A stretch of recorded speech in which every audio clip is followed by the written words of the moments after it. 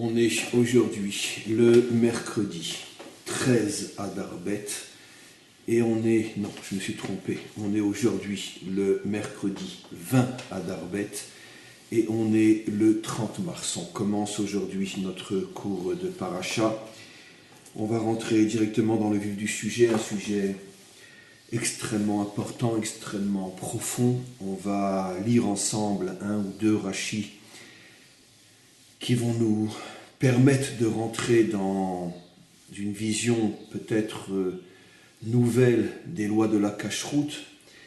Et je tiens encore une fois à préciser que n'oubliez pas, à la fin du cours, avant la fin du cours, les dernières 10 minutes, le dernier quart d'heure, on passe au chat pour les questions-réponses. Baruch Hashem, on a commencé cette semaine, ça marche très bien. Et on continue dans cet esprit-là. Alors, dans cette paracha, il y a quelque chose de très très très étonnant. C'est que finalement, cette paracha, une fois de plus, parle de la construction, l'inauguration du Mishkan, de cette fameuse demeure dans laquelle le maître du monde réside, c'est-à-dire l'endroit de la connexion entre le monde d'en haut et le monde d'en bas, l'endroit du dévoilement de la Shrina, c'est-à-dire de cette énergie divine qui se connecte au monde et qui se répand dans le monde. Et on est déjà habitué depuis de très très très nombreuses parachiotes à voir ce sujet traité. J'ai déjà expliqué dans d'autres cours pourquoi la Torah donne une telle importance à ce sujet, le sujet donc lié au tabernacle ou au futur temple, parce qu'encore une fois, c'est tout le projet divin, tout le projet de la création, c'est justement de connecter le monde d'en haut au monde d'en bas, de permettre justement à cette réalité qui est la réalité physique, matérielle, de ne pas rester séparé, coupé de sa source spirituelle. C'est le grand pari, c'est le grand défi qu'a voulu relever le maître du monde en association avec l'homme, bien évidemment. Et donc, voilà, cette paracha, encore une fois, traite de ce sujet et plus encore parle de l'inauguration du tabernacle. Comme on le sait, le tabernacle a commencé d'être construit au lendemain du premier Kippour après la sortie d'Égypte et a été inauguré le premier jour du mois de Nissan de la deuxième année, du commencement de la deuxième année. On est sorti d'Égypte au mois de Nissan, et le mois de Nissan d'après, c'est-à-dire le premier du mois de Nissan, donc 15 jours avant, on pourrait dire, la fin de l'année, en comptant l'année de la sortie d'Égypte, car on est sorti le 15 du mois de Nissan de la première année, et on inaugure le tabernacle le premier jour du mois de Nissan de la deuxième année, presque un an. Et on a donc été occupé à la construction du Mishkan depuis le lendemain de Kippour. Donc faisons plus ou moins le compte ensemble. Kippour tombe au mois de Tishrei, donc le 10 Tishrei, donc plus ou moins donc Tishrei, Marcheshvan, Kislev, Tevet, Adar et Nissan. Donc à peu près 5 mois de construction, et c'est dans notre paracha que le tabernacle est inauguré. Alors encore une fois, comme je le dis et comme je ne cesse de le dire et comme je viens de le répéter, c'est pas le tabernacle en tant que tel et c'est pas l'histoire de la construction physique et géographique de ce lieu qui nous intéresse, mais bien évidemment le message profond que j'ai répété au début de ce cours, c'est-à-dire le pari relevé et réussi grâce à cette association entre Dieu et l'homme, de pouvoir connecter le monde d'en bas au monde d'en haut. Et c'est la raison pour laquelle cette paracha s'appelle Shmini, 8, qui, comme on le sait, le chiffre 8 fait toujours allusion dans la Torah à la dimension qui est au-dessus de notre monde physique et matériel, en ce sens que notre monde physique et matériel est créé sous le signe du chiffre 7, les 7 jours de la création. Et le chiffre 7 se retrouve dans l'espace et dans le temps. Dans le temps, les 7 jours de la semaine. Dans l'espace, quand vous vous positionnez à un endroit et vous regardez tous les autres points géographiques à partir de vous, vous trouvez 6 points autour de vous et vous êtes le 7e, le centre, j'explique. Les 4 points cardinaux, ce qui est au-dessus de vous, ce qui est en dessous de vous et vous-même. Vous avez donc 7 points dans l'espace aussi. Donc l'espace-temps est régi par le chiffre 7, donc le chiffre 8 fait allusion à ce qui est au-dessus de l'espace-temps. C'est la raison pour laquelle, le jour de l'inauguration du tabernacle, on arrive d'une certaine manière à se connecter avec la 8e dimension, et c'est la raison pour laquelle cette paracha s'appelle Shmiti. Donc voilà plus ou moins le sujet qui est traité dans cette paracha, avec aussi un point extrêmement important qui est la mort des enfants de Aaron. Ce point a été traité cette semaine dans l'autre cours de paracha chez M. Cahin, et le cours sera Bezrat Hashem entre aujourd'hui et demain sur le site. Je laisse toujours volontairement ce cours-là vers la fin de la semaine, c'est-à-dire le monter sur le site, car comme le jeudi nous n'avons plus cours, donc pour qu'il y ait un nouveau cours, vous n'avez pas encore entendu, la majorité d'entre vous n'avez pas encore entendu ce cours, je le mets en fin de semaine. Mais dans le cours que j'ai donné chez M. Cahin, que vous aurez entre aujourd'hui et demain sur le site, plutôt demain qu'aujourd'hui, vous entendrez parler d'un autre aspect de cette paracha très important. Mais quoi qu'il en soit, cet autre aspect fait aussi partie de l'inauguration du tabernacle. Par contre, à la fin de la paracha, et c'est le sujet d'aujourd'hui, on traite d'un sujet, d'un problème qui n'a apparemment rien, mais strictement rien à voir avec tout ce qu'on vient de voir dans cette paracha. C'est le sujet de la cacheroute, plus précisément les animaux qu'on a le droit de manger et ceux qui sont interdits. Alors, bien sûr, ce sujet arrive un petit peu comme un cheveu sur la soupe. Qu'est-ce que ça vient faire ici? D'autant plus qu'on a un principe fondamental que je ne cesse de répéter, sauf ma'aseh b'machashavatrila, c'est-à-dire que c'est la fin d'une chose qui révèle toute l'essence et tout le pourquoi et le message profond de l'ensemble. Et donc, c'est un proverbe, si j'ose dire, thoraïque, donc qui s'applique en premier à la Torah. Donc lorsqu'un sujet est débattu dans la Torah, c'est très important de bien comprendre comment il se termine, parce que c'est de la manière dont il se termine qu'on comprend rétroactivement pourquoi il a commencé et quel a été le parcours traversé. Donc, on est très étonné de voir que finalement, le sujet du tabernacle, puisque dans notre paracha, on est le jour de l'inauguration, donc ça y est, c'est la fin, c'est terminé, le sujet est terminé. On est donc très intéressé, c'est très intéressant donc de constater que finalement, le sujet du tabernacle termine sur les lois de la cacheroute. Alors, qu'est-ce que cela veut dire? Alors, première explication, qui est extrêmement importante, mais ce n'est pas le sujet définitif et le seul sujet du cours, la première explication est extraordinaire, parce que justement, à partir du moment où le message profond du tabernacle est qu'il y a une connexion réelle entre le monde d'en haut et le monde d'en bas, le monde d'en bas n'a pas été abandonné par Hachem, Hachem est concerné par le monde d'en bas. Cela signifie donc que le monde d'en bas, lui aussi, s'il concerne le maître du monde, s'il concerne Hachem, c'est donc que ce monde, le monde d'en bas, ne peut pas être uniquement de la chair, de la matérialité, du physique et encore une fois de la matière. C'est impossible. Parce que le maître du monde ne va pas s'intéresser à quelque chose qui n'a d'autre réalité que la matière et un point, c'est tout. Si le maître du monde s'intéresse à ce monde, c'est que forcément il y a dans ce monde des notions, bien évidemment non visibles à nos yeux et que nos sens ne peuvent pas ressentir, mais il y a dans ce monde des notions, des forces, des réalités qui, d'une certaine manière, sont en relation avec le monde d'en haut. Et comme le monde d'en haut n'est que force et énergie spirituelle, automatiquement il y a nécessairement dans le monde d'en bas des forces et des énergies spirituelles.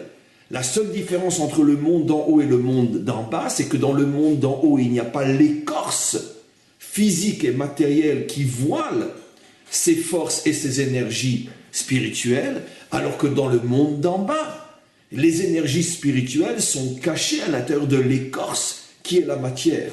Vous comprenez une fois de plus pourquoi les grands maîtres d'Israël ont toujours appelé le mal, entre parenthèses, écorce, pour nous faire comprendre qu'en vérité, même le mal, ou le mal, c'est-à-dire la manière dont on utilise le monde matériel n'est qu'une écorce. Ça veut dire de la même manière qu'il est stupide de dire que l'épluchure d'orange est le mal, parce qu'elle n'est là que pour, d'une certaine manière, recouvrir, protéger le fruit qui peut-être pour moi est l'essentiel, car la preuve c'est qu'une fois que à partir du moment où je décide de manger le fruit, je prends l'écorce, je la déchire et je la jette. Mais d'un autre côté, le fruit n'existe pas sans l'écorce. Exactement de la même manière, la matière, ont compris nos maîtres depuis des millénaires, n'est qu'une écorce qui cache en elle des énergies extraordinaires. Maintenant, il aura fallu attendre des millénaires jusqu'à notre époque contemporaine pour le découvrir, c'est-à-dire l'énergie qui se cache dans la matière. Mais cette énergie découverte n'est elle-même encore qu'une matière par rapport à l'énergie dont nous on parle.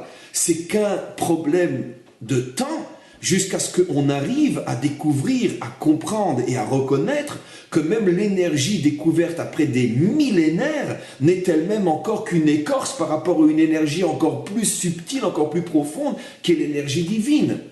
Mais à notre époque où on sait que finalement la matière n'est qu'une écorce et qu'elle contient une énergie extraordinaire, à notre époque il est beaucoup plus facile de comprendre ce que j'explique. Il est vrai qu'il y a 500 ans, ou il y a 1000 ans, où l'homme s'imaginait que derrière un mur, il n'y a rien d'autre qu'un mur, et donc c'était très difficile de parler de ces notions extrêmement subtiles que ne peuvent comprendre qu'une âme extrêmement sensible. Mais aujourd'hui, il faut véritablement être un âne, un abruti, ou volontairement quelqu'un qui refuse de comprendre, pour dire non, c'est impossible qu'il y ait autre chose que ce que l'on voit ou ce que l'on a découvert. Aujourd'hui, il faut vraiment être un âne pour parler comme ça. Donc avec beaucoup plus de facilité et d'aisance, on n'a plus aucun problème, plus aucun scrupule aujourd'hui pour affirmer avec toute la force de la conviction scientifique que oui, l'énergie la plus fondamentale, la plus mystérieuse, la plus difficile à atteindre, mais malgré tout présente, l'énergie la plus subtile, la plus profonde qui se cache dans la matière est tout simplement l'énergie divine. Mais pas, quand je parle d'énergie divine, je ne parle pas d'un concept philosophique. Je parle d'une réalité de la même manière que l'énergie nucléaire, celle que pour l'instant on a découvert, est une sacrée et drôlement puissante réalité. On ne s'amuse pas avec cette énergie-là. Et donc, à combien plus forte raison que l'énergie divine qui se cache au cœur de la matière est une puissance inimaginable. Et maintenant, donc, on comprend, c'est fabuleux ce que j'explique, enfin ce que la Torah explique. Je ne suis que sa voix. C'est incroyable ce que la Torah vient nous expliquer. Pourquoi a-t-elle mis les lois de la cacheroute précisément le jour de l'inauguration du tabernacle? Mais parce que c'est ça la grande découverte et le sens profond du tabernacle. Ne prenez pas ce monde pour uniquement une écorce. Parce que ce n'est rien de plus qu'une écorce. Dans ce monde se cachent des énergies inimaginables. Et c'est ce que le tabernacle permet de révéler.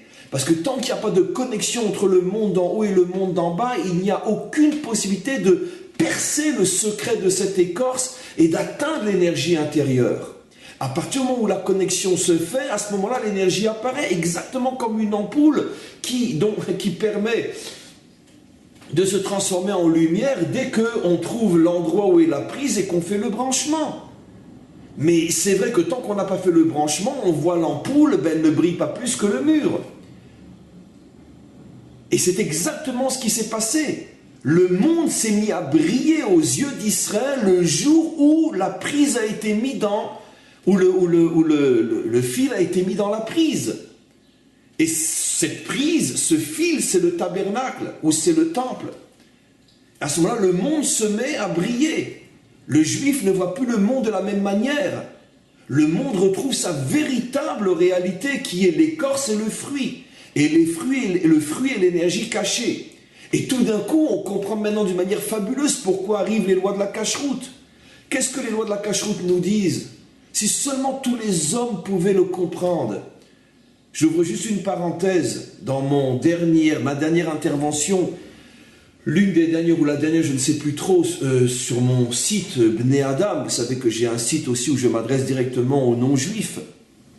Et j'ai expliqué quels étaient très schématiquement dans le cadre de mon cours maintenant, ceux qui veulent plus de détails, qu'ils aillent voir sur ce site ce cours, mais j'ai expliqué très globalement quels étaient les commandements qui étaient spécifiquement juifs et qu'un non-juif n'avait aucune raison de vouloir pratiquer. C'était ridicule et ça n'avait pas de sens et ça ne le menait à rien. Et quels étaient les commandements qui, au contraire, ne lui sont pas imposés, mais s'il veut les appliquer, tant mieux pour lui. J'ai donné un exemple simple. Un non-juif ne va pas s'amuser à mettre des phylactères sur le bras et sur la tête. C'est stupide. Pourquoi? Parce que ça ne le concerne pas. Tout le message des phylactères n'a été donné à Israël, ça fait partie de son culte, de son rituel, et ça ne fait pas partie de la dimension spirituelle que Dieu attend du non-juif. Le non-juif n'a pas besoin de ça pour se connecter à Dieu. Par contre, j'ai expliqué qu'il y a des choses qui ont été ordonnées à Israël, mais que si un non-juif veut le faire, tant mieux pour lui. J'ai nommé la cacheroute, comme vous allez le comprendre aujourd'hui. Parce que la cacheroute, ce n'est pas un problème de culte, ce n'est pas un problème de rituel. C'est une réalité. Il y a des énergies différentes dans ce monde. Il y a des énergies positives, des énergies négatives. Quand je dis positif ou négatif, je ne parle pas par rapport au monde, puisque c'est Dieu qui a tout créé. Mais je parle des énergies positives et négatives par rapport à ce que l'homme est capable de consommer et de transformer en partie de lui-même. Donnons un exemple simple. Ce que l'homme appelle le poison est fondamentalement positif. Parce que si le poison a été créé, c'est qu'il a un rôle dans la nature, il a un rôle dans l'équilibre naturel du monde. Sinon, cette plante ou ce champignon n'aurait pas été créé. Évidemment que ce champignon est nécessaire. Mais il est négatif pour l'homme. Pourquoi il est négatif pour l'homme? Parce que l'homme est structuré d'une telle manière que cette énergie dégagée par le champignon ne peut pas être absorbée par l'homme, il en meurt. Et ainsi de suite, quantité de choses. Le tabac ou même certaines plantes qui permettent de donner la drogue, comme l'opium, etc., font partie de la structure de l'équilibre du monde et de la nature. Évidemment que si l'opium existe, c'est parce que ça correspond à une plante dont le monde a besoin. Et la preuve, c'est qu'on peut se servir de l'opium pour faire des médicaments, pour soigner. Mais utilisé sous la forme directe, dans le contexte que l'on appelle la drogue, ça va détruire l'homme. Donc je ne dirai jamais l'opium est mauvais, mais l'homme ne peut pas le consommer, en tout cas dans certains cas. Exactement de la même manière, et c'est ce que quantité d'hommes et de femmes, juifs et non-juifs, n'ont pas compris. On n'a jamais dit que le porc n'est pas bien. On ne dira pas que le lapin n'est pas bien. On ne dira pas, pour aller plus vite, qu'un animal qui n'a pas les deux signes, et le sabot fendu et ruminant, n'est pas bien.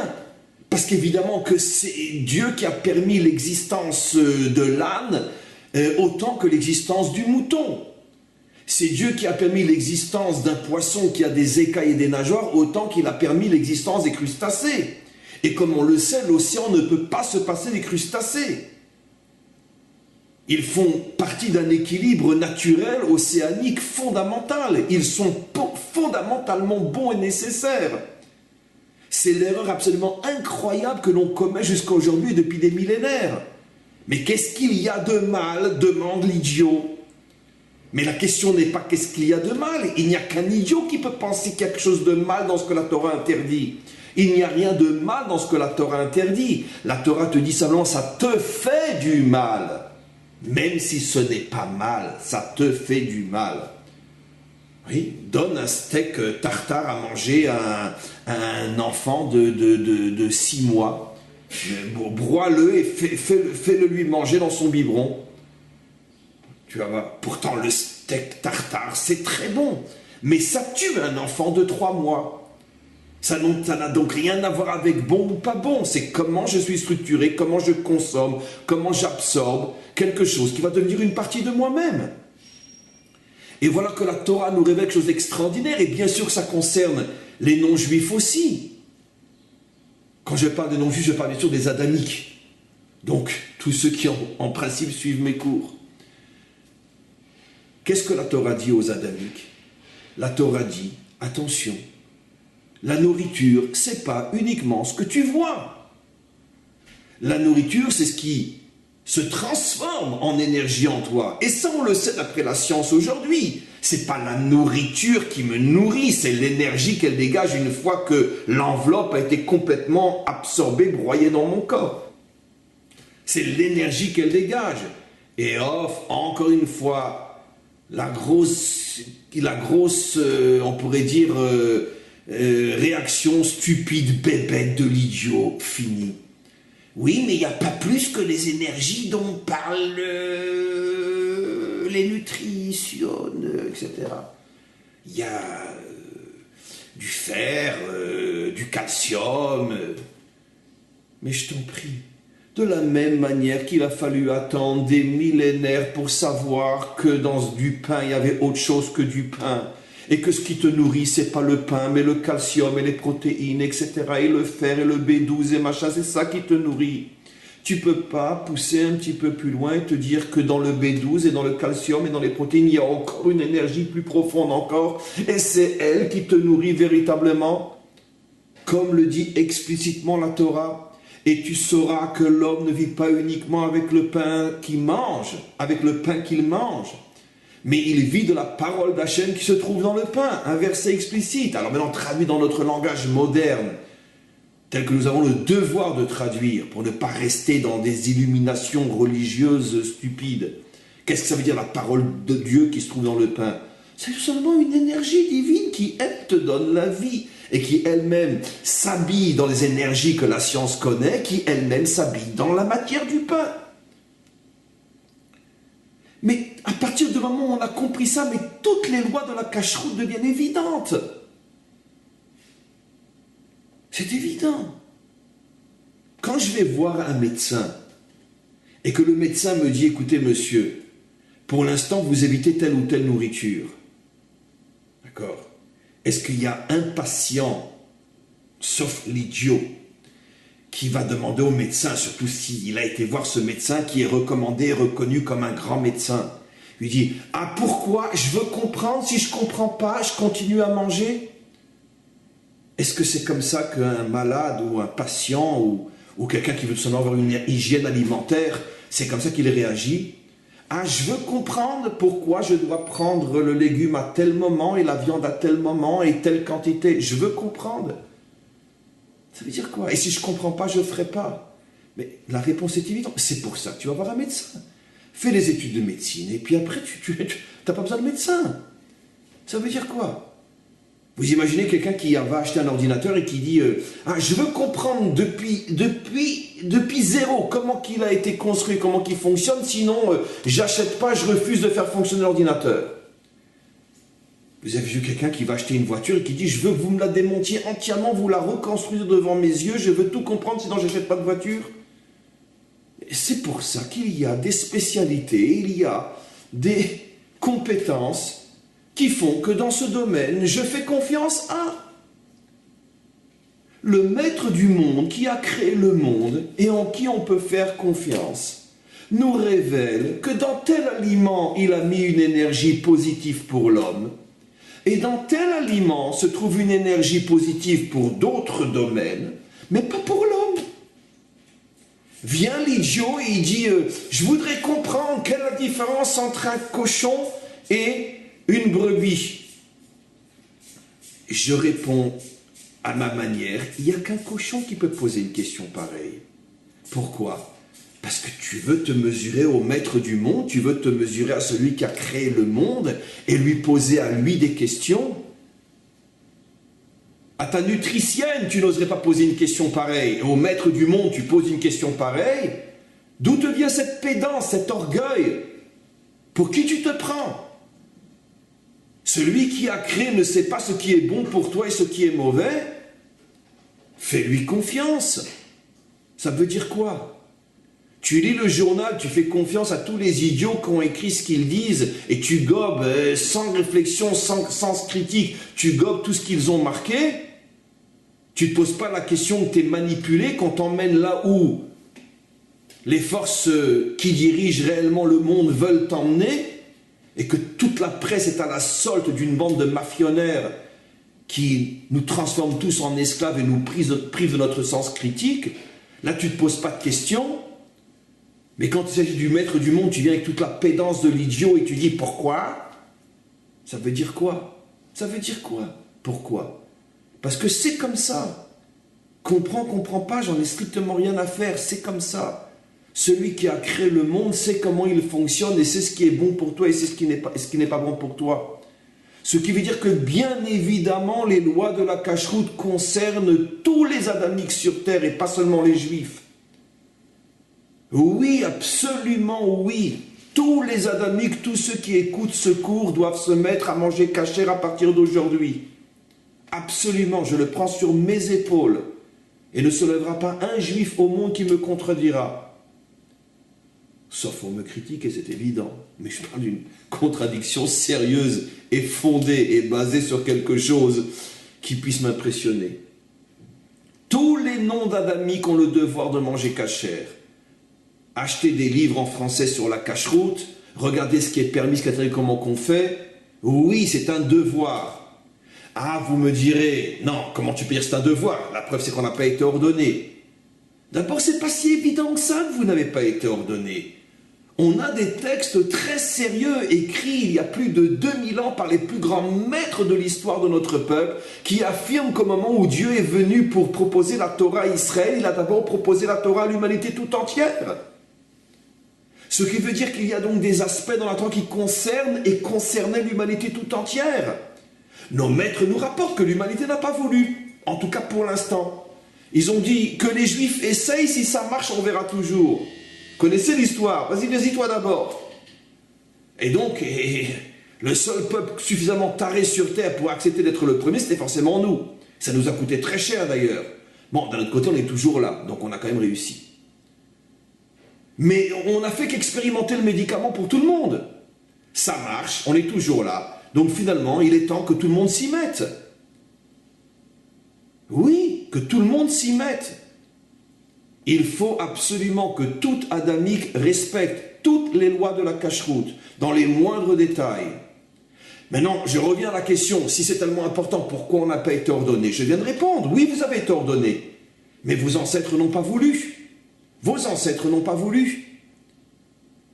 Et à partir du moment où ils n'ont pas voulu, alors, ça s'est concentré sur le peuple juif, mais quantité d'aspects de la Torah sont en vérité, d'une certaine manière, universels.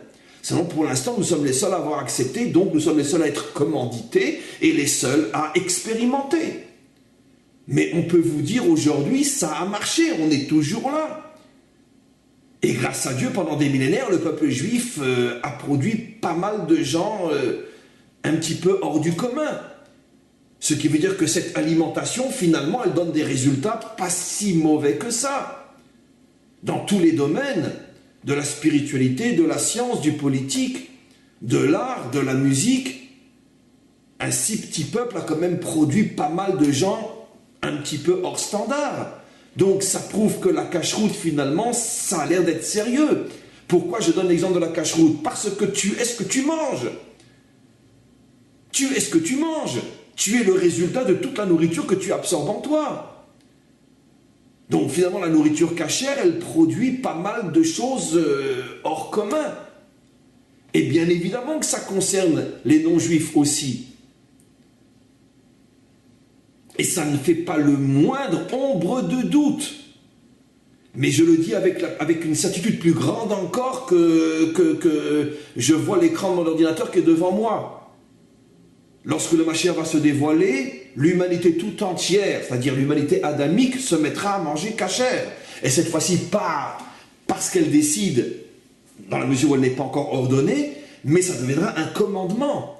Nos maîtres affirment que le Mashiach va rajouter 13 commandements, en plus des 7, à l'humanité tout entière. Quand je dis 13 ou 7, c'est en vérité des têtes de chapitre, parce que chacun des 20 contient des cas et des sous-cas et des sous-sous-cas, qui fait que de toute façon, on en est déjà, rien qu'avec les 7, quand on les comprend véritablement, on en est déjà à des centaines. Mais va rajouter en tous les cas 13 commandements fondamentaux. Je vous affirme que l'un des 13, c'est la cacheroute. Il y en a un autre, c'est la circoncision, j'en ai souvent parlé aussi. Mais la circoncision, je ne veux pas trop insister aujourd'hui, parce que c'est pas facile. Mais la cacheroute, évidemment que c'est facile.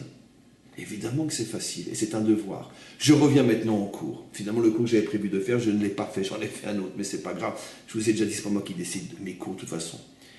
Et donc, je reviens maintenant à ce que j'explique. Donc, qu'est-ce que nous dit le maître du monde?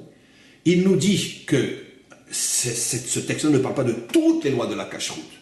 Parce que les lois de la cache-route, ce n'est pas uniquement au niveau des animaux permis ou interdits. Il y en a d'autres, par exemple, ne pas mélanger le lait et la viande, etc. Le mélange de lait et viande, par exemple, ne fait pas partie de cette paracha-là. Mais c'est vrai que les animaux, comestibles ou non, font partie, on pourrait dire, de ce qu'on pourrait appeler 80% des lois de la cache-route. Donc, tout d'un coup, vient le maître du monde et il nous révèle que, attention, il y a des animaux que si tu les consommes, ils t'esquintent. Pas parce qu'ils sont mauvais, parce que tu n'es pas apte à. Très bien. Alors, qu'est-ce que ça veut dire concrètement? Ça veut dire concrètement quoi? Ça veut dire que, et c'est le mot qui est utilisé par la Torah, je vais d'une certaine manière prendre le cours que je voulais faire d'une manière différente, je voulais lire les rachis et je voulais construire le cours à partir de la lecture des rachis, mais finalement je vais retomber sur le cours que j'avais décidé au départ, mais en l'amenant d'une autre manière sans lire dans Rachi, parce que maintenant on n'a plus tellement de temps, mais je vais rapporter l'essentiel. La Torah donc conclut cette paracha sur la cache-route, enfin la fin de la paracha, en parlant constamment de Touma, que si vous mangez d'une nourriture qui n'est pas cachère, vous serez tamé. Malheureusement, terrible, et lourde en conséquences dramatiques, terrible conséquences, terrible traduction, vous serez impur. Alors évidemment, quand j'ai dit impur, alors c'est fini, je ferme le livre et je le jette à la poubelle, parce que ça n'a plus aucun sens, impur. C'est pas ce qui a marqué dans la Torah ne parle pas d'impureté. C'est les traducteurs qui étant incapables de trouver en français ou en anglais un mot qui peut traduire la notion de Touma, ont décidé d'inventer une traduction, mais c'est une véritable trahison. Ils ont décidé d'inventer le mot impur. Mais ça n'a rien à voir avec le mot Touma écrit dans le texte. Comme nos maîtres nous expliquent, et comme n'importe qui connaît bien l'hébreu, qui a appris à connaître et à comprendre les racines de chaque mot. Car vous savez que dans l'hébreu, il y a une structure qu'on appelle une structure de racines qui est unique au monde, unique dans l'histoire des langues. Chaque mot a une racine, ça veut dire, on pourrait dire, à une structure fondamentale, une source autour de laquelle le mot dans son ensemble est construit. Bon, c'est trop difficile d'expliquer, je ne vais pas faire un cours d'hébreu. Mais donc, dans le mot Touma, la racine, c'est Atum, qui veut dire fermé. J'ai déjà expliqué des milliers de fois. Fermé. Donc, si on voulait se donner la peine de respecter le texte et de le traduire comme il faut, on aurait dû dire, et lorsque tu mangeras de cette nourriture, tu seras fermé. Seulement, je comprends que les traducteurs, voulant plaire, et voulant trouver un style original, et voulant d'une certaine manière faire référence à des notions que le public pourra comprendre, donc ils ont inventé un mot, impur. Quel est le lien entre impur et fermé? Très bien. Quand je suis enfermé quelque part, je ne suis pas impur. Très bien. Ok. Ou je peux être impur et en liberté. Et en plus, qu'est-ce que ça veut dire être impur? Ça ne veut rien dire. Mais le mot fermé, ça veut dire quoi fermé? C'est très facile à comprendre d'après tout ce que j'ai expliqué. Fermé signifie comme une écorce qui est tellement bien fermée que tu n'arrives pas à atteindre le fruit. Tu n'arrives pas à atteindre le fruit. Ce qui veut dire quoi en bon français? Le maître du monde nous dit une chose extraordinaire. J'ai mis une étincelle divine ou une énergie divine dans tout ce qui existe. Et il y en a une autant dans le porc que dans le mouton, porc interdit, mouton permis. Mais la différence est, nous dit le maître du monde, c'est que comme ce monde, celui que vous voyez vous, est une écorce, et que le but est d'atteindre l'énergie véritable qui est cachée au plus profond de l'écorce, parce que c'est elle qui donne vie véritablement, comme je l'ai expliqué dans 5 minutes, il y a des énergies que j'ai mises dans ce monde qui sont à l'intérieur d'une écorce qui est trop forte pour vous, vous ne pourrez pas la casser, donc vous ne pourrez pas libérer l'énergie qui s'y trouve, donc vous resterez déconnecté de l'énergie qui s'y trouve, et finalement vous n'allez consommer que de l'écorce. Et il y a des énergies qui sont dans une écorce beaucoup plus fragile, beaucoup plus facile à briser, et vous arriverez à briser l'écorce, et donc vous arriverez à capter cette énergie. C'est fabuleux, c'est simple, c'est mathématique, c'est de la science pure. Vous voyez comment des choses qui peut-être pendant des siècles ont traversé l'histoire comme étant de la métaphysique pure, ça c'est permis, ça c'est interdit, que ça veut dire, c'est la volonté du maître du monde, c'est de la science. C'est de la science, c'est 1 plus 1 égale 2. Avec un minimum de bon sens et d'honnêteté, on comprend, mais c'est fabuleux la Torah. C'est fabuleux. Et donc, des énergies captables, des énergies qu'on ne peut pas capter. Et alors, qu'est-ce qui va se produire? Eh bien, c'est très simple. On va prendre le modèle de l'énergie que l'on connaît en science pour comprendre l'énergie dont je parle moi. Simplement que je parle le langage des savants qui sont en avance sur la science d'aujourd'hui. Mais ce que je dis sera reconnu et sera enseigné partout dans le monde, peut-être d'ici un siècle ou moins ou plus. Ce qui paraît de la métaphysique aujourd'hui sera la science de demain. Exactement comme si si Pierre et Marie Curie avaient enseigné ce qu'ils ont découvert au Moyen-Âge, on les aurait brûlés comme accusés de sorcellerie, évidemment. Donc, c'est simplement que que les maîtres d'Israël sont en avance sur la science d'aujourd'hui, c'est tout. Mais je sais très bien qu'un jour, tout ce que je dis sera évident. Et donc, qu'est-ce que je veux expliquer par là? De la même manière que l'énergie première qui se dégage des aliments, qui eux ne sont pas ce qui me nourrit, mais l'énergie qu'ils dégagent, de la même manière que cette énergie-là me rattache à la vie, parce que si je ne mange pas, si je ne suis pas constamment reconnecté à cette énergie, eh ben je meurs. Donc je quitte la vie, je quitte ce monde, je ne suis plus connecté à ce monde et je meurs. Quand je meurs, eh ben mon corps pourri, il disparaît et mon âme quitte ce monde. Donc le fait de ne pas capter ces énergies-là me déconnecte de ce monde. Exactement de la même manière, l'énergie qui se trouve dans la cacheroute est essentiellement une énergie qui va en permanence te connecter au maître du monde. J'ai révélé, mes amis, différents secrets du pourquoi de la survie du peuple juif durant l'histoire jusqu'à aujourd'hui. Je vous en révèle un nouveau aujourd'hui. La cacheroute. Parce que ce qui est connecté à l'infini ne peut pas disparaître.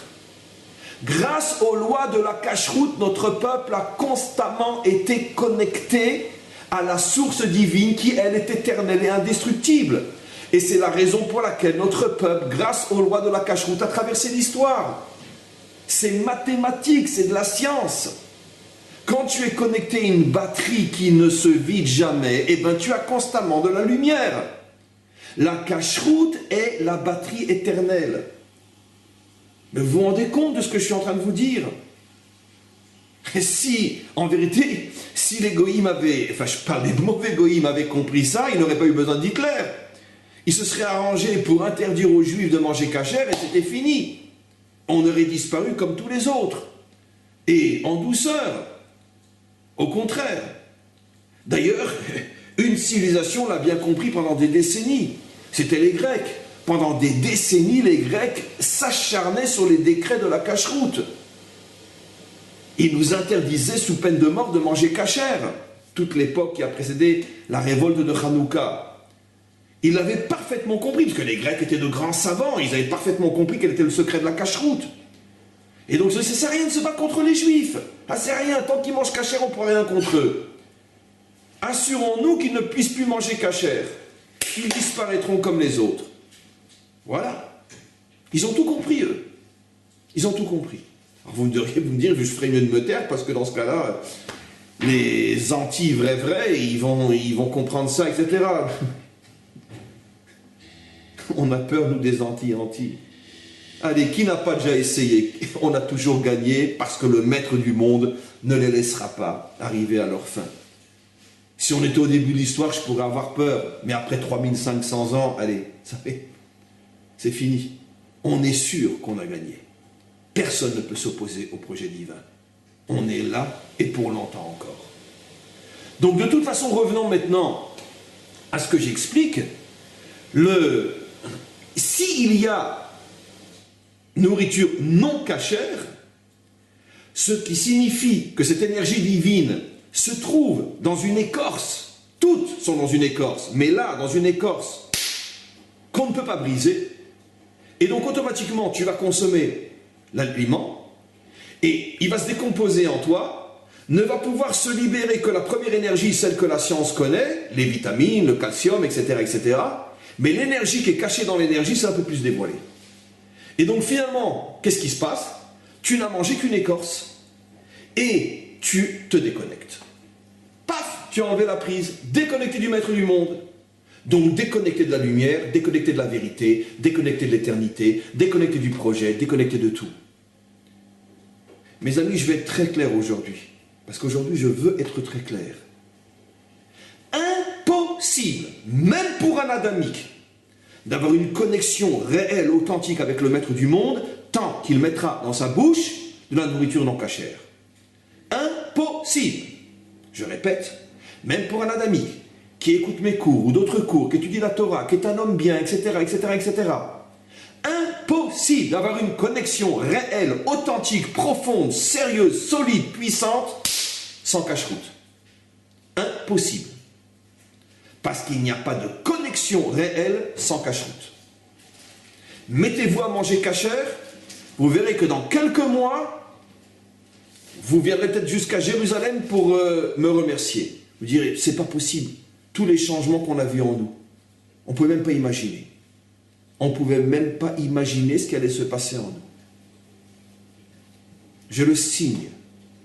Pas un ne contredira ce que je dis si vous vous mettez sérieusement à manger cachère. À combien plus forte raison un juif? Puisque n'oublions pas que je suis censé parler aux juifs, surtout dans ces cours. À combien plus forte raison un juif qui lui, en plus du Ben Adam en général, est ordonné. Ce qui veut dire que lui commet une faute, un acte de rébellion, de révolte, consciemment ou non. C'est combien plus grave. Combien plus grave. Et donc, déconnexion. Combien de fois je vous ai rapporté cette histoire que je rapporte une fois de plus? Désolé pour ceux qui l'ont entendu 1000 fois, ceux qui me suivent depuis des années, mais comme je dis toujours, moi, je me fais plaisir en la réécoutant, donc à plus forte raison vous. Parce que c'est des histoires qui sont tellement fortes. Une histoire authentique. À l'époque du grand Maïmonide, il y a à peu près un peu plus de 500 ans, du monde entier, comme aujourd'hui, chaque personne sage reçoit des questions qu'on lui adresse et qu'on lui demande de répondre. Maïmonide recevait des questions du monde entier juif, bien évidemment, bien qu'il avait énormément d'élèves non juifs aussi, comme on le sait.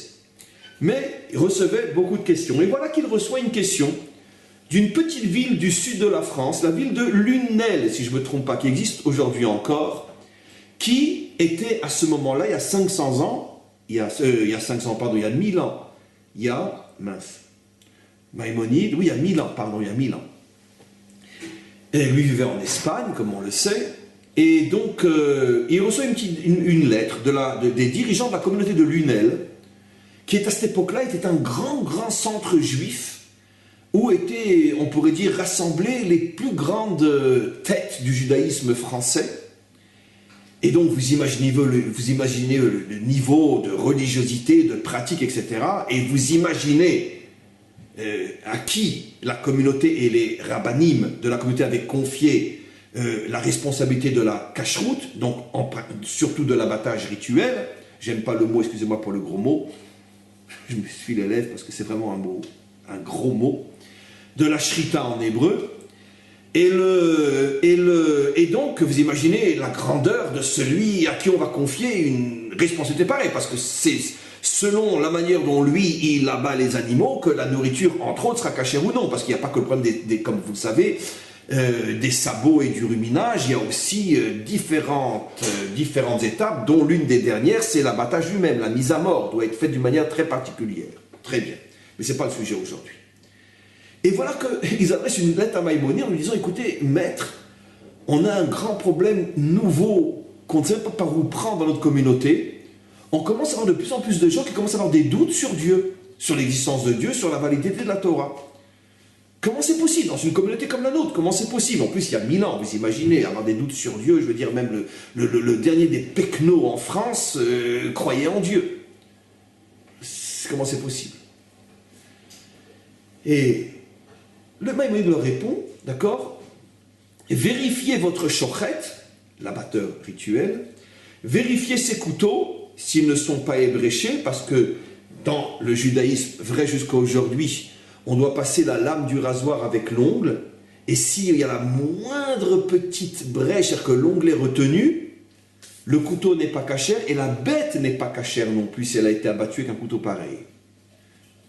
Une des lois, chaque chose, même si je ne l'explique pas, sachez que l'infini n'est pas suffisamment long pour expliquer ce qui se cache derrière ces lois-là. Et vous me connaissez quand je vous le dis, je n'ai pas besoin de vous le prouver. C'est vrai. Mais quoi qu'il en soit, on n'en est pas là maintenant. Donc, allez vérifier ces couteaux, allez vérifier comment ils tuent les bêtes. Il y a un problème là-bas. Ils reçoivent la réponse, ils se disent, pas possible. Maïmonide a dû confondre entre notre lettre et une autre lettre qui lui a été adressée. Il nous a donné à nous la réponse qui normalement, il aurait dû donner à quelqu'un d'autre, parce que chez nous, c'est impossible. Il semblait qu'il a confondu, et donc il lui renvoie une lettre. Qu'est-ce qu'on doit répondre à ces gens qui ont des doutes sur Dieu et la Torah? Il renvoie Maïmonide la même réponse. Bon, cette fois-ci, ils comprennent que, aussi incompréhensible que ce soit, il a l'air d'être sérieux, il ne s'est pas trompé de lettre. Et ils font à l'improviste une visite dans l'abattoir, j'aime pas le mot, excusez-moi, et tout de suite, ils prennent le couteau du shochet après qu'il ait abattu une bête, ils passent le doigt, ils s'aperçoivent qu'il est plein de brèches, le shochet ne faisait plus attention, ou peu importe. Évidemment, vous imaginez, il réenvoie une lettre à Maïmonide, il lui dit, mais comment c'est possible? Mais quoi, vous êtes un prophète? On vous sait être le grand d'Israël, mais pas un prophète. Il répond, il dit, je suis ni prophète ni fils de prophète. Mais une chose est évidente, un juif qui mange cachère ne peut pas avoir de doute sur Dieu et sa Torah. Donc s'il y a des doutes dans votre communauté, c'est que il y a de la nourriture non cachère qui se promène chez vous. Oh là là là là. Mais vous vous rendez compte? Vous vous rendez compte, la réponse, ça c'est la réponse d'un juif authentique. Tu manges cachère, tu ne peux pas avoir de doute, c'est impossible. Parce que tu es constamment connecté. Donc vous comprenez pourquoi il est temps maintenant que ce message se répande, bien évidemment d'abord et en premier lieu dans le peuple juif, mais aussi et surtout aujourd'hui dans l'humanité tout entière. Il est temps que le monde adamique se mette à la cacheroute. Et sans la moindre oui, mais nous, il n'y a rien. Comme les juifs, un point, c'est tout. On passe maintenant aux questions.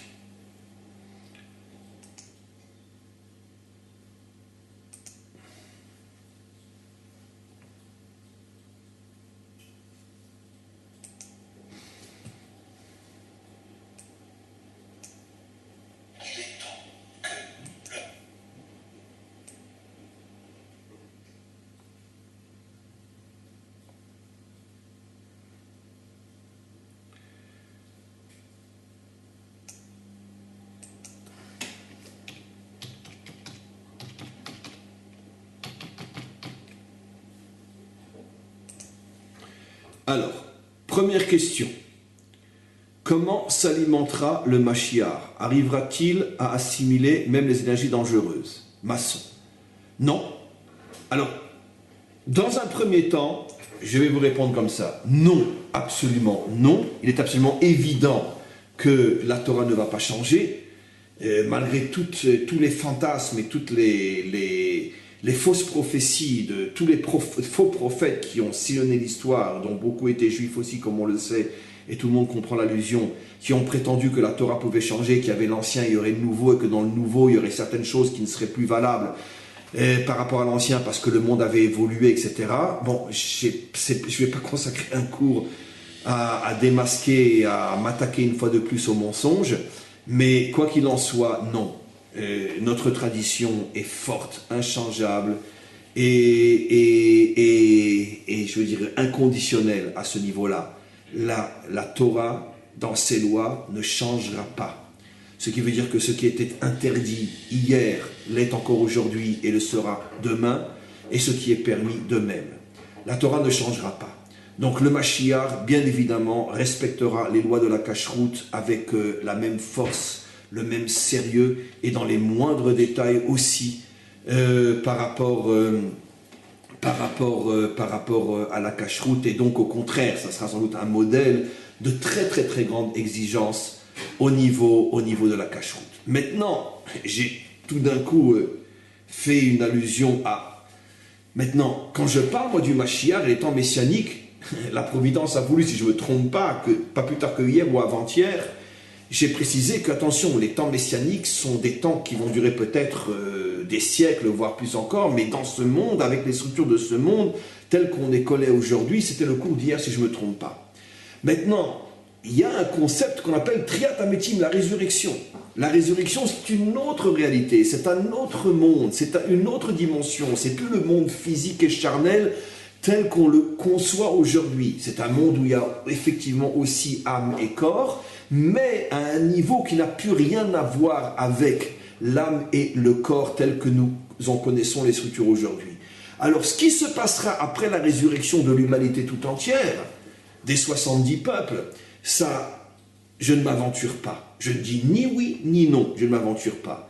Mais ce qui est sûr par rapport au cours d'aujourd'hui, c'est qu'on en a encore pour de très nombreux longs siècles à vivre selon le modèle du cours d'aujourd'hui. Donc il est vraiment temps de s'y mettre.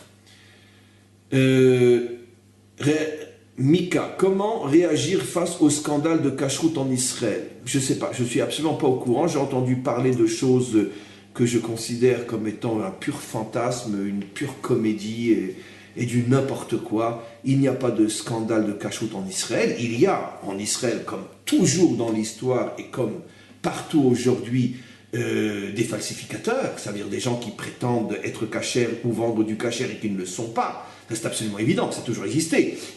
La notion de faussaire a toujours existé. Et donc, mais dans sa grande majorité, tous les endroits en Israël où on est censé manger cachère sont des endroits cachers, les yeux fermés. On continue. Willy. Où vont tous les Israéliens juifs qui ne mangent pas cachère? Voyage à l'étranger, restaurants non cachers à Tel Aviv et partout. Comment corriger cette tendance? Et aussi ces gens ne se marient plus avec Roupa et Kiddushim. Comment corriger cette tendance? Bon, avec tout le respect, vous sortez complètement du cadre du cours. Mais malgré tout, bon, schématiquement, qu'est-ce que vous dites? Qu'il y a de nombreux juifs qui ne mangent pas cachère?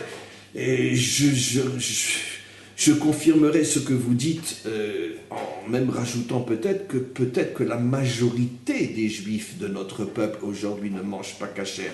Maintenant, quand je dis ne mange pas cachère, il y a des niveaux. Je ne dis pas que la majorité mange du porc ou du jambon beurre ou des crustacés. Je ne dirais pas ça, et bien que je n'ai pas de preuve du contraire. Mais une cacheroute vraiment cachère, c'est sûr que la majorité de notre peuple ne la suit pas. Maintenant, il y a effectivement ceux qui mangent cachère chez eux et quand ils sont en voyage, se lâchent un petit peu. Il y a ceux qui mangent cachère chez eux, mais au restaurant, quand c'est un rendez-vous d'affaires, se lâchent un petit peu parce que bon, ils ont honte de manger cachère devant le non-juif avec lequel ils sont censés signer un contrat d'1 million de dollars, peu importe. Et c'est évident, mais qu'est-ce qu'on doit faire? Entre autres, des cours comme j'ai fait aujourd'hui, qui vont sans doute ramener des centaines de personnes à la cacheroute, Be'ezrat Hashem, juifs d'abord, et qu'est-ce qu'il faut faire? Il faut avancer. J'ai du mal à comprendre la question. Il faut avancer, il faut ramener les juifs à la Torah, il faut ramener le monde entier à la Torah, il faut se battre d'une manière intelligente, spirituelle, avec les armes de la conviction et de la tolérance en même temps, pour ramener un maximum de juifs vers la Torah. On continue. Alors, n'y a-t-il pas une différence de construction, organisation au départ de l'âme d'un juif et celle d'un non-juif adamique? Si cacheroute, oui, respecter Shabbat par exemple lui est interdit. Alors j'ai fait allusion à votre bonne question. Je vous invite à aller écouter et à diffuser le cours que j'ai donné sur le site Bnei Adam. D'ailleurs, j'ai prévu d'ici quelques jours, ou en tout cas avant Pessah, de faire une petite intervention sur notre site à nous pour prévenir et faire savoir qu'il y a un site Bnei Adam qui s'adresse essentiellement aux non-juifs où ils peuvent trouver des réponses très importantes à leur devenir et à leur à leur existence en tant que non-juifs rattachés à la Torah malgré tout. Et là-bas, effectivement, j'ai fait ce genre de différence que vous suggérez vous-même. Quelles sont les lois que les non-juifs peuvent accomplir, quelles sont celles qui ne les concernent pas. J'ai donné l'exemple exactement comme à l'intérieur du peuple juif. Je veux dire, il y a des lois qui concernent les Kohanim que moi, en tant qu'Israël, non Kohen, je n'ai pas le droit de pratiquer, jusqu'à même certaines peines de mort pas physique par un tribunal physique, mais peine de mort spirituelle, comme vous le savez. Donc c'est très très très grave, ça n'a rien de spécifiquement juif, non juif, même à l'intérieur du peuple juif, il y a une différence entre certains et d'autres. Donc, encore une fois, je ne peux pas dans le cadre du cours d'aujourd'hui réexpliquer pourquoi certaines choses oui, certaines choses non, mais en ce qui concerne les lois de la cacheroute, vous pouvez me suivre les yeux fermés, personne, strictement personne dans le monde juif ne se lèvera pour me contredire, sauf s'il est de mauvaise foi. Les lois de la cacheroute sont un bienfait pour les non-juifs aussi. À ce niveau-là, il n'y a pas de différence de structure d'âme ou de structure spirituelle entre le juif et le non-juif. La seule différence, c'est pourquoi eux n'ont pas été ordonnés, j'ai expliqué dans le cours.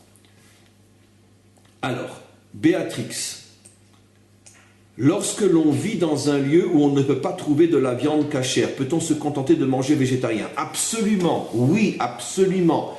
Vous savez, je veux dire, on n'est pas tout jeune aujourd'hui, je parle de moi, et j'ai vécu en France des fois dans des endroits où il y a 40 et plus d'années, la cacheroute n'était pas aussi répandue qu'elle ne l'est aujourd'hui. Même à Paris, je me rappelle, il y a 40 ans, les choses n'étaient pas si évidentes que ça.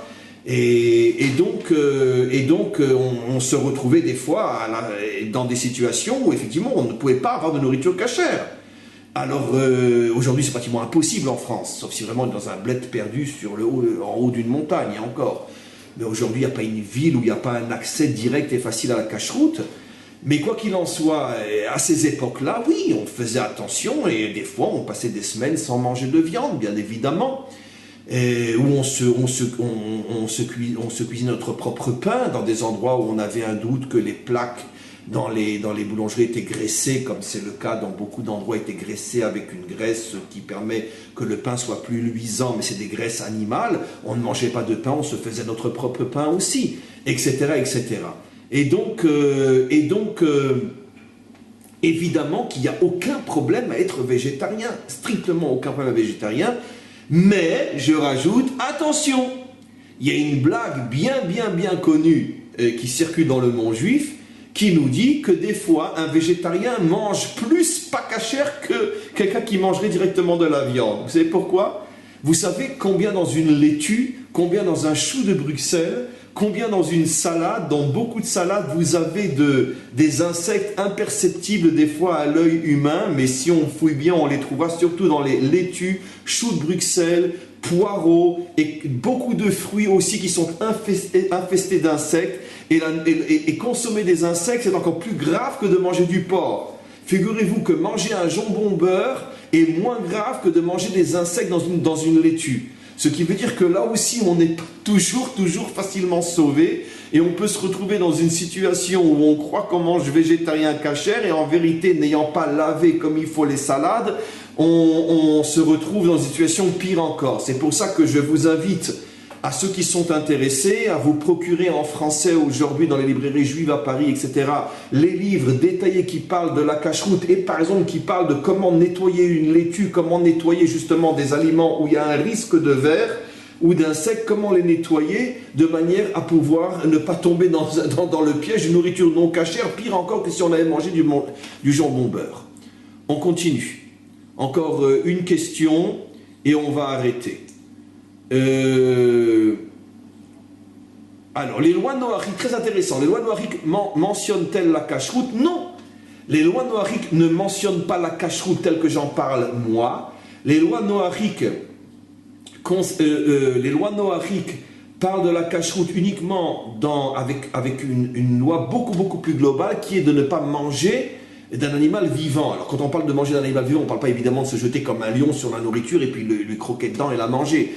On parle essentiellement, ce qui se pratique encore beaucoup aujourd'hui, de manger d'un membre, le membre, une partie d'un animal qui aurait été découpée de l'animal avant que la bête ne soit complètement morte. Je vais vous confier un petit secret. Dans les abattoirs en France, figurez-vous que ça se passe tout le temps. Et si vous me demandez d'où je le sais, je vous confie un secret, parce que pendant 3 ans, j'ai travaillé dans les abattoirs. Peu importe pourquoi, etc., ce n'est pas votre problème. Mais j'ai travaillé en France dans les abattoirs pendant 3 ans, et j'ai vu ce qui se passait. Et après, la France vient avec ses grands principes sur l'abattage rituel. Mais si vous saviez, mes amis, ce qui se passe dans un abattoir, si vous saviez, dès que le surveillant a les yeux tournés, ce que les abatteurs font, comment ils s'amusent à faire souffrir les animaux, et comment ils lui coupent des membres alors qu'elle est encore vivante. Et ça, je vous garantis que c'est vrai, je ne me permettrai pas de mentir comme ça en public, ça va être écouté par des milliers de personnes. Oui, eh bien, ça veut dire qu'il y a des millions de non-juifs qui mangent de la nourriture fondamentalement interdite au Bnei Noach parce que l'animal a commencé à être découpé, on a commencé à lui sortir son intérieur avant qu'il ne soit complètement mort. Parce qu'on l'ouvre et il n'est pas encore vraiment mort et on commence maintenant à lui arracher les membres. Mais il n'est pas encore complètement mort. Et donc, c'est un grand problème. Je ne parle même pas que quand il s'amuse à couper je l'ai vu de mes yeux, couper des jambes ou des bras d'animaux alors qu'il n'a même pas encore reçu le revolver dans la tête. Voilà ce qui se passe dans les abattoirs en France. Donc, et dans le monde entier. Si c'est en France, alors imaginez dans des pays moins surveillés et moins développés. Mais quoi qu'il en soit, je reviens maintenant. La loi de la cacheroute, telle que nous en parlons, n'a pas encore été donnée, parce que même à Israël n'a pas encore été donnée. Ah, vous me direz, alors ça veut dire quoi? Ça veut dire qu'il n'y avait pas de connexion avant? Je vous répondrai oui et non. C'est-à-dire que la connexion que le maître du monde a commencé à vouloir à partir du don de la Torah, cette connexion était impossible avant le don de la Torah. Parce qu'il y a une évolution. Je n'ai pas dit qu'il n'y avait pas de connexion du tout. De la même manière que je reprécise qu'un non-juif aujourd'hui qui ne mange pas kasher, je ne dis pas qu'il n'est pas du tout connecté au maître du monde. Je dis qu'il n'est pas connecté authentiquement au maître du monde. J'ai bien précisé. Et bien de la même manière, avant le don de la Torah, les humains n'étaient pas connectés comme ils ont pu l'être après le don de la Torah. Il y a une évolution dans chaque chose, même dans le dévoilement de la volonté divine, il y a une évolution. Et donc, Noach et tous ceux qui sont venus après lui jusqu'au don de la Torah n'avaient pas encore le niveau suffisant pour mériter cette connexion qui va se dévoiler au moment des lois de la cacheroute. On s'arrête maintenant pour aujourd'hui. Et Béatrix, je vis dans la montagne perdue dans l'océan Indien. Et moi, j'imagine que vous devez vivre peut-être effectivement dans une petite île très difficile d'accès. Et je suis sûr et certain, bon, il faudrait à la rigueur que vous m'envoyiez sur la boîte email du site un message et je verrai si je pourrais vous mettre en contact avec des gens qui vivent aussi dans des conditions très très compliquées et qui malgré tout arrivent à se faire livrer de la nourriture cachère. Mais de toute façon, dans votre cas à vous, si c'est vraiment vraiment vraiment difficile, alors effectivement, ne mangez que végétarien ou du poisson, poisson cachère, écaille et nageoire. Et bien évidemment, faites-vous parvenir, montez sur, comment s'appelle le site, je ne sais plus, il y a un site de livres très connu, Amazon, cherchez dans livres juifs, ou si vous avez un ami juif qui peut vous aider, etc. Et procurez-vous tous les livres en français qui parlent en détail de la cacheroute, surtout de la cacheroute des salades pour les végétariens, comment on les nettoie de manière à ne pas tomber dans un problème de verre, etc. Et on arrête le cours pour aujourd'hui. À tous et à toutes, une très très bonne fin de semaine. Comme vous le savez, maintenant les prochains cours ne seront qu'en hébreu et on se retrouve, si Dieu veut, dimanche.